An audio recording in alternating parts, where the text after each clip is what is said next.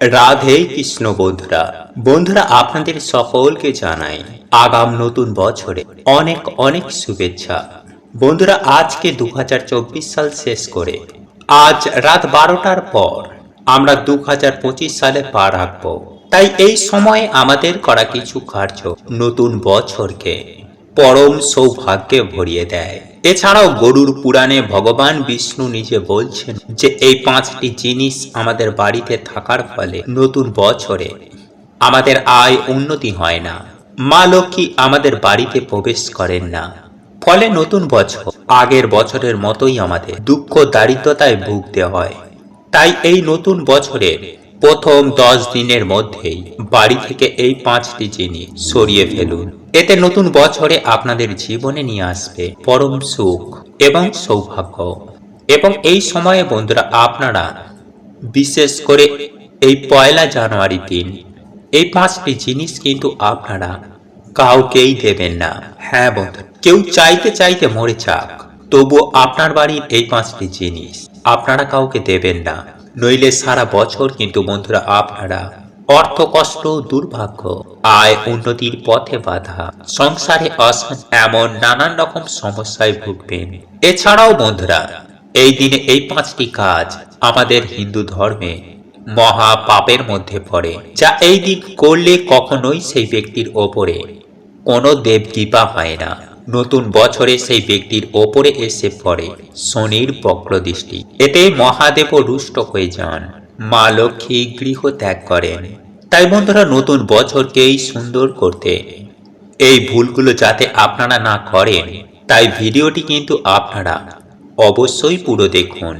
এবং নতুন বছরে অর্থ, সুখ, সৌভাগ্যে জীবনকে ভরিয়ে রাখতে, সারা জীবন সুস্থ ও নিরোগ থাকতে এই একটি খাবার অবশ্যই অবশ্যই সপরিবারে গ্রহণ করবেন।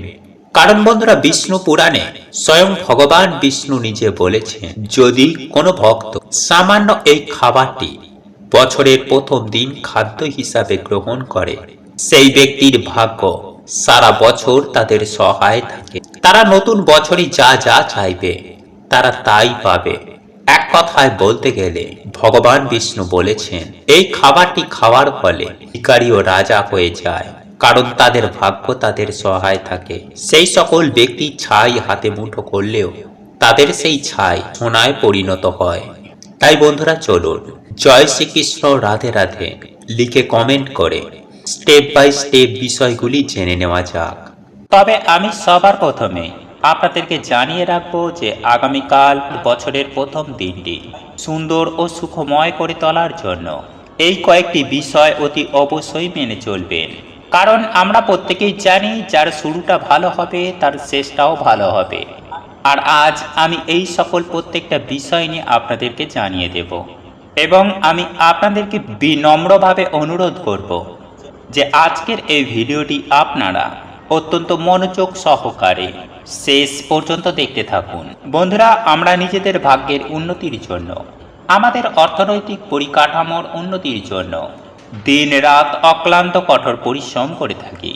কিন্তু আজ আমি আপনাদেরকে বলবো যে আপনারা পরিশ্রম করছেন, করুন, কিন্তু তার সঙ্গে সঙ্গে শাস্ত্রকে মেনে চলুন।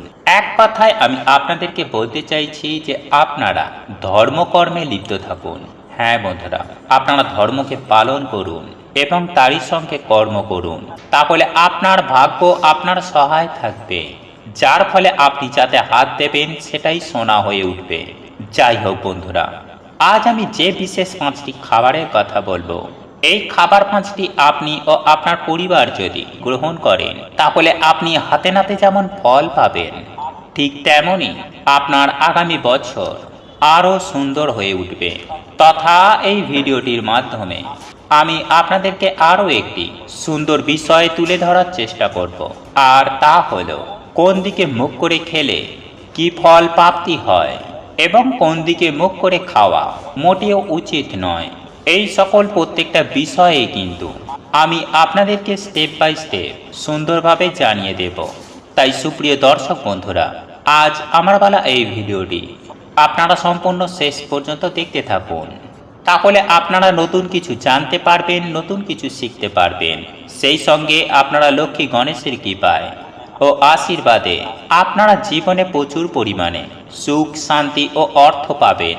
হ্যাঁ বন্ধুরা, আপনারা উপকৃত হবেন, সমৃদ্ধ হবেন। আর সত্যি যদি আপনারা এই ভিডিওটি দেখে ন্যূনতম উপকৃত হন, তাহলে অতি অবশ্যই ভিডিওটিতে একটি লাইক দেবেন এবং কমেন্ট সেকশানে মনে ভক্তি রেখে অতি অবশ্যই জয় মা লক্ষ্মীর জয় লিখে জানাবেন।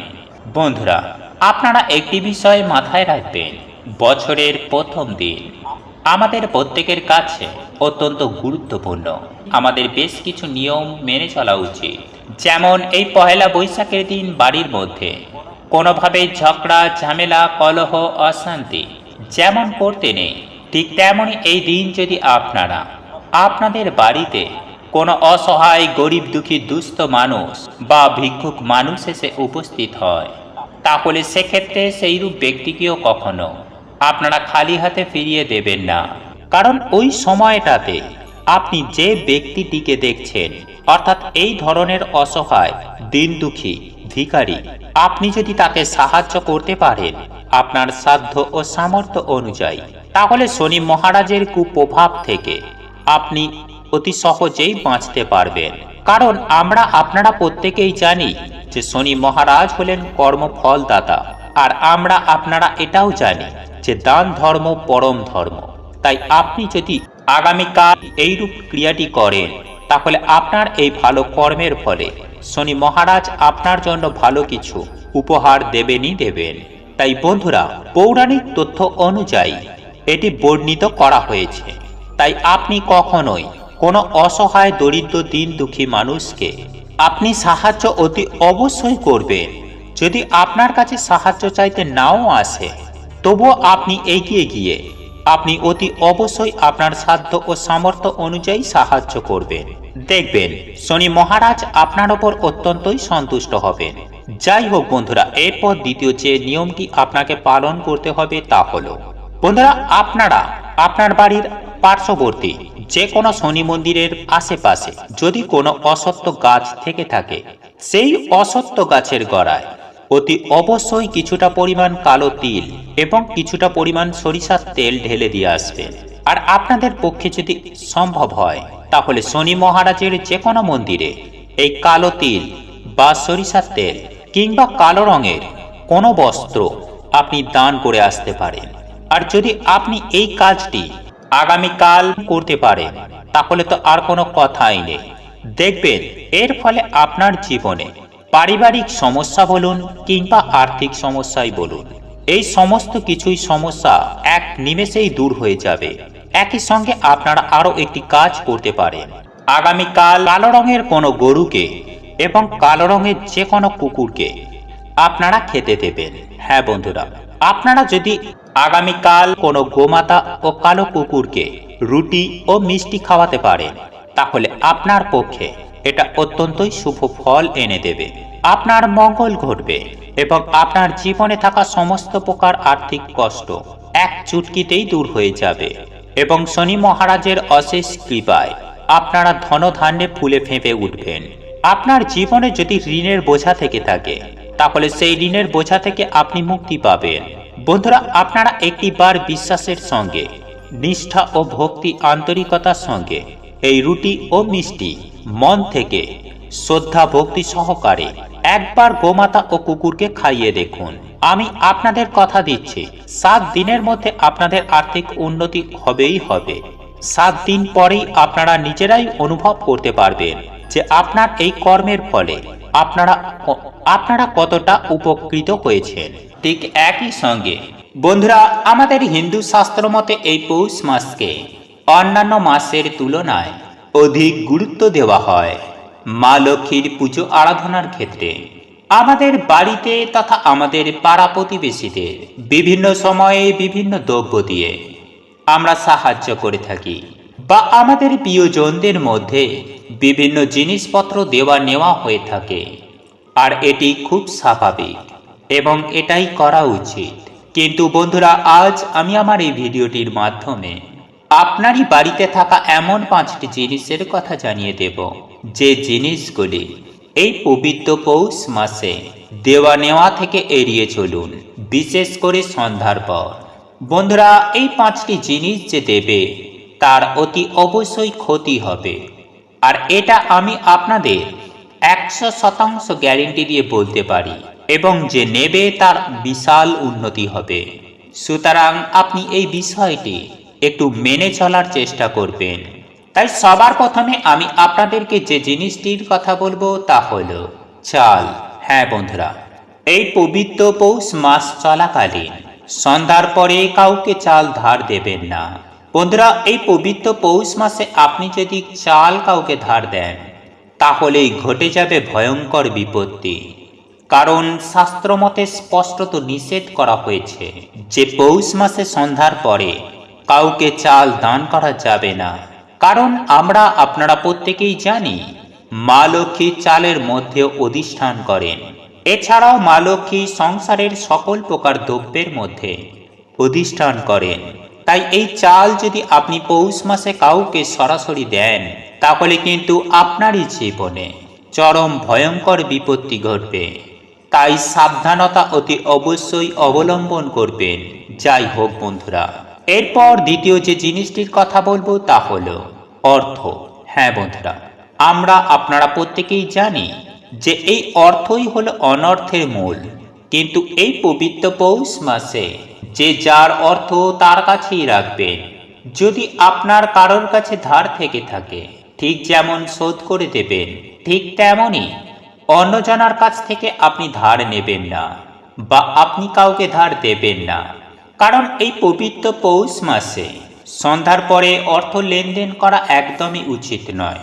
এতে মা লক্ষ্মী আপনার ওপর অত্যন্ত রাগান্বিত হন। তাই আপনারা যদি কারোর কাছ থেকে ধার নিয়ে থাকেন তাহলে তাদেরকে মিটিয়ে দিন সূর্য ডোবার আগেই। আর আপনি যদি সন্ধ্যার পরে কাউকে অর্থ ধার দেন তাহলে আপনার জীবনে আগামী বছরটি অতি অবশ্যই খারাপ যাবে। এটুকু আমি আপনাদের সুনিশ্চিতভাবে বলতে পারি। কারণ একটি প্রবাদ আছে, আমরা সকলেই জানি যে কারোর পৌষ মাস কারোর সর্বনাশ। তাই আপনি যদি এই জিনিসগুলি কাউকে সন্ধ্যার পরে দেন তাহলে তার হবে পৌষ মাস আর আপনার হবে সর্বনাশ। আর এর কোনো বিকল্প হয় না। কিন্তু সম্পূর্ণ বিশ্বাসের বিষয়টি সম্পূর্ণ আপনার। আর এই বিষয়গুলি অনেকেই জানেন যারা মেনে চলেন এবং জীবনে প্রচুর পরিমাণে আয় উন্নতি করতেও সক্ষম হন। যাই হোক বন্ধুরা, আমার বক্তব্য অনুযায়ী এই পৌষ মাসে সন্ধ্যার পর কারোর কাছ থেকে অর্থ নেবেন না, ঠিক তেমন অর্থ কাউকে ধার দেবেনও না। কিন্তু আপনার যদি ঋণ থাকে তাহলে অতি অবশ্যই সেটি সন্ধ্যার আগে যে কোনো দিন আপনি এই অর্থ দিতে পারেন, কিন্তু সন্ধ্যার পরে গৃহস্থ থেকে অর্থ বার করবেন না। বন্ধুরা, এরপর তৃতীয় যে জিনিসটির কথা বলবো, তামা বা পেতলের যে কোনো প্রকার দ্রব্য। সাধারণভাবে কখনো কখনো দেখা যায় পাড়া প্রতিবেশী বা আত্মীয় স্বজনদের মধ্যে তামা বা পিতলের বিভিন্ন যে বাসনপত্র রয়েছে তা ধার দেওয়া নেওয়া হয়। বন্ধুরা, এটি হয়তো তারা ব্যবহার করার পরের দিনই হয়তো ফেরত দেওয়া হয়, এটা আমি মানছি। কিন্তু এই পবিত্র পৌষ মাসে কোনোভাবে এই তামা বা পিতলের তৈরি যে কোনো বাসনপত্র আপনারা কাউকে ধার দেবেন না। কারণ আমরা আপনারা প্রত্যেকেই জানি যে এইগুলি হলো বিশুদ্ধ ধাতু, আর এই দ্রব্যগুলি দিয়ে পুজোর বাসনপত্র তৈরি হয়ে থাকে। আর এই ধাতুর মধ্যে রয়েছে এমন একটি পজিটিভ শক্তি, যে শক্তি আপনার বাস্তু সমস্যাকে এক নিমেষেই দূর করতে পারে। তাই আপনি যদি আপনার বাস্তুর মধ্যে থাকা সমস্যাগুলিকে দূর করতে চান এবং জীবনে আয় উন্নতি করতে চান, পরিবারে সুখ শান্তি সমৃদ্ধি বজায় রাখতে চান, তাহলে এই পবিত্র পৌষ মাসে আপনার বাড়িতে থাকা তামা পেতলের দ্রব্য বা বাসনপত্র বাড়ি থেকে মোটেও বাইরে বার করবেন না।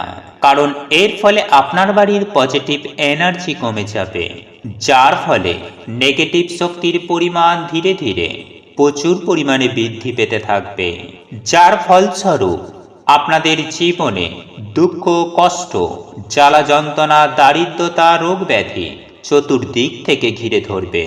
হ্যাঁ বন্ধুরা, এই পবিত্র পৌষ মাসে এই জিনিসগুলি আপনারা যদি কাউকে ধার দেন, তাহলে আপনাদের সমস্যায় পড়তে হবে এটুকু নিশ্চিত।